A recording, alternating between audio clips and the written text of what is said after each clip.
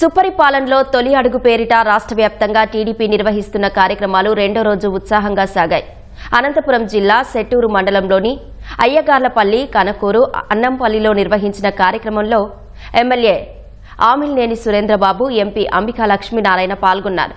సత్యసాయి జిల్లా మలిరెడ్డిపల్లిలో స్థానిక ఎమ్మెల్యే కందికుంట వెంకటప్రసాద్ నాయకులు, కార్యకర్తలు అధికారులతో కలిసి పర్యటించారు.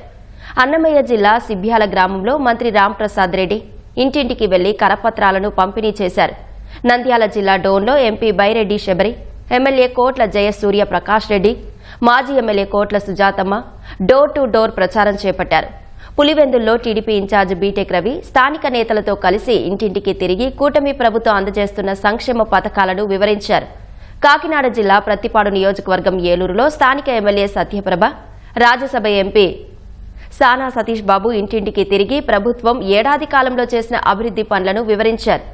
మన్యం జిల్లా మక్కువ మండలంలోని దుగ్గురు, మార్కొండపుట్టి గ్రామాల్లో వర్షంలోనూ మంత్రి గుమ్మడి సంధ్యారాణి సుపరిపాలనకు తొలి అడుగు కార్యక్రమం నిర్వహించారు.